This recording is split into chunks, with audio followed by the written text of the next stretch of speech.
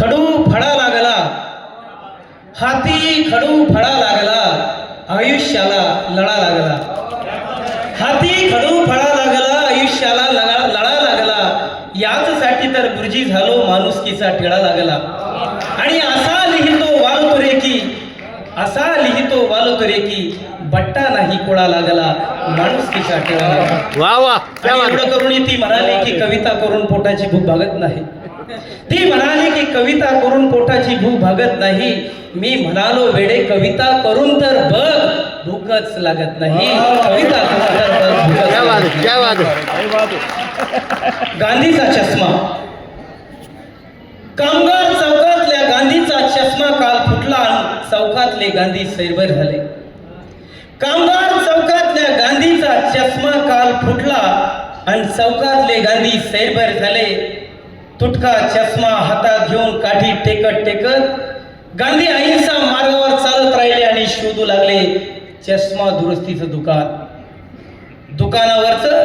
दुकानावरचं उस्मान चष्मावाला नाव वाचून गांधी गालात हसले. आपलं काम इथं मार्गी लागणार म्हणत गांधी डायरेक्ट दुकानात शिरले. दुकानावरचं उस्मान चष्मावाला नाव वाचून गांधी गालात हसले. आपलं काम इथं मार्गी लागणार म्हणत गांधी दुकानात शिरले. तुटका चष्मा पुढं करून गांधींनी फुटकी कास दाखवली. तुटकी कास पुढं करून गांधींनी फुटकी कास दाखवली. गांधीचं न ऐकताच मग उस्माननं हिरवी कास बसवली. गांधीचं न ऐकताच मग उस्माननं हिरवी कास बसवली. हिरव्या काचेचा चष्मा घेऊन गांधी पुढच्या चौकात आले. हिरव्या काचेचा चष्मा घेऊन गांधी पुढच्या चौकात आले. सिद्धार्थ चष्मावाला बघून मग त्याच्या दुकानात गेले. सिद्धार्थ चष्मावाला बघून लगेच त्याच्या दुकानात गेले. एवढी कास बदलून हवी आहे म्हणत गांधी खुर्चीवर बसले. एवढी कास बदलून हवी आहे म्हणत गांधी खुर्चीवर बसले. निळीच काच छान म्हणत दुकानदार गालात हसले.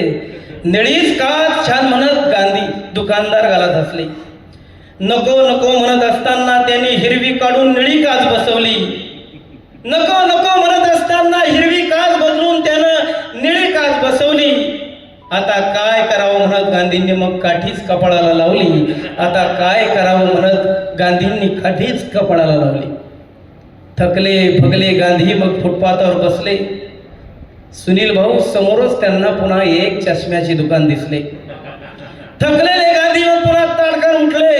लागलीच मग त्या चष्म्यावाल्याला भेटले. दिवसभर चालून चालून थकून गेले हो पाय. ही निळी काच इथं बदलून मिळेल काय? थकून थकून शहरभर थकून गेले हो पाय. ही निळी काच इथं बदलून मिळेल काय? मिळेल मिळेल म्हणत त्यानं चष्मा हाती घेतला. भगवीच काच लय भारी तो गांधीला सांगू लागला. मिळेल मिळेल म्हणत त्याने चष्मा हाती घेतला. भगवीच काच लय भारी म्हणत तो सांगू लागला. निळी काढून त्याने मग टाकली भगवी काच. गांधींना आता सहनच होईना चष्मेवाल्यांचं जाच. निळी काढून त्याने त्या टाकली भगवी काच. गांधींना आता सहनच होईना चष्मेवाल्याचा जाच. सगळ्याच काचा फेकून देत गांधी परत चौकामध्ये आले. बिन काचेचा चष्मा लावून पुन्हा पुतळा होऊन उभे राहिले. बिन काचेचा चष्मा लेवून गांधी पुन्हा चौकामध्ये उभे राहिले. आणि मग गांधी मनाशीच म्हणाले, हिरवा निळा पिवळा भगवा आपला देश असू नये. आणि आता या चष्म्यामधून मला काहीच दिसू नये. आता या चष्म्यामधून मला काहीच दिसू नये. कविता इथं संपत नाही. गांधीचा चष्मा आज तुटला उद्या तुमचाही तुटू शकतो. गांधीचा चष्मा आज तुटला उद्या तुमचाही तुटू शकतो. पुढच्या चौकात एखादा नथुराम तुम्हालाही भेटू शकतो. गांधीचा चष्मा आज तुटला उद्या तुमचाही तुटू शकतो. एखाद्या पुढच्या चौकात नथुराम तुम्हालाही भेटू शकतो. म्हणून वर्गातून आता एकच आवाज घुमला पाहिजे आणि प्रत्येकाच्या घरावर बस तिरंगा दिसला पाहिजे.